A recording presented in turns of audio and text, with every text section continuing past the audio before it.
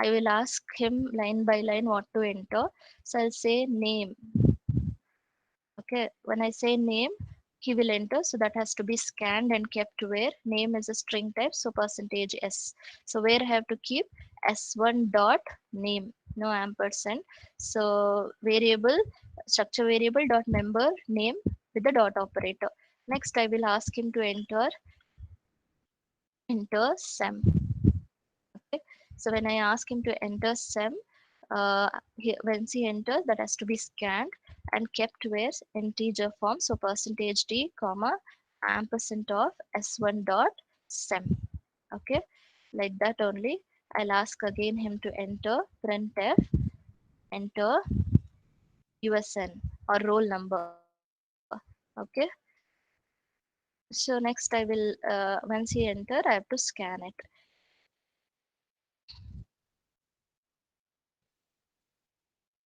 Okay. So I have to store in s1 dot usn. Again, I'll say enter 5 subject marks. Here, there's one more concept I'll tell you later. Enter 4 or 5, 3. Yeah, 3 subject marks. Okay. So when this line is entered, I'll say scanf. Okay, 3 subjects. So 3 times I'll write percentage. D also you can take.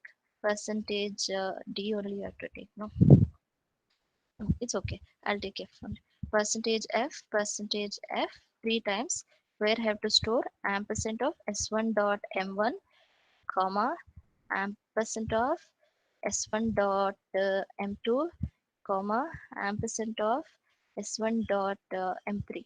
Okay. After reading all the subject marks, my reading is done. Now I can find out average also. So I need a variable sum. So I'll declare a variable called as sum to hold addition of all the marks, three subject marks. So here I'll say sum equal to s1 dot m1 plus s1 dot m2 plus s1 dot m3. Okay.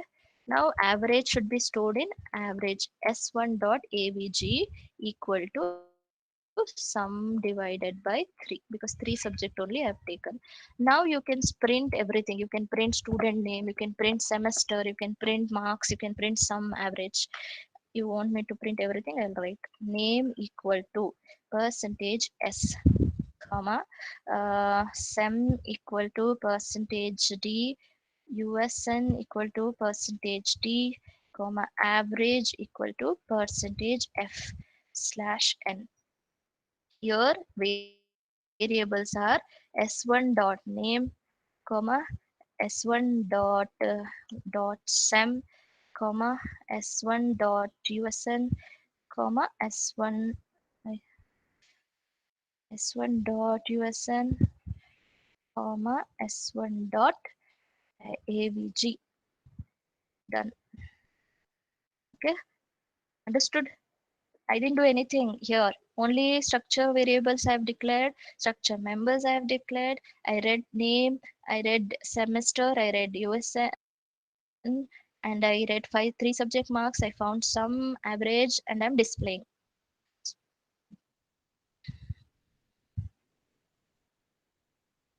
Structure as no member named M2 because I am not used. See, I have used M1, M3, M4. So it should be M1, M2, M3. Okay. Hmm. Ask, enter student information name. No, I'll not give my name. Sachin. Some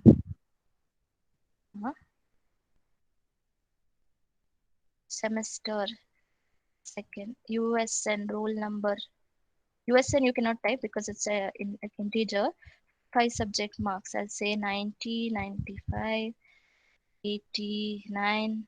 3 only I have given. So it will display name is XY, SEM is 2, USN is 21, average is AVG. It is ABG. I have given 91. Okay, understood? Huh? Main thing is I'm reading character, integer, floating point. and storing it in structure and doing data manipulation. This is your lab program as well. You understood, no? Yes, Now, ma'am. Yes, ma'am. so only thing, this is very easy chapter. You just practice how to define, how to declare, how to access. These three things if you know, you can programming is same. Wherever variable name you have to write, you have to just write s1 dot name, s1 dot sem, s1 dot m, and wherever declaration should be done, it should be struct student, not integer. That if you take care, you will get output. Now next thing is, this is all about structure, variable. Now consider I have two students. What I should do now? Here s1 is for one student. If I say s1 comma s2, this is for two students. If three student, I have to say s3. Four student, I have to say s4. Five student, I have to say s5. If it is 100 students, what can I do? How can I write? Can I write s1, s1, s2, s3 till 100?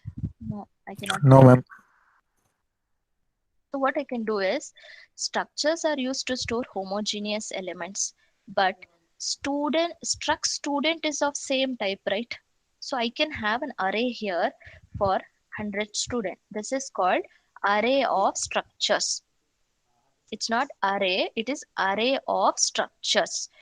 So S1 to S100 is array of structures. So if I remove S1 comma S2 S3 and just say S of 100, you can store 100 student information, which where each student will be having this many fields. Okay, that we'll see. I'll tell you that one week. So you forget about that. Now I'll tell you one thing. I have three subject marks, right? Consider I have five subject marks, 4 comma m5. Here I have to write 5 times. Here I have to write 5 times percentage f, 5 times all these things I have to write.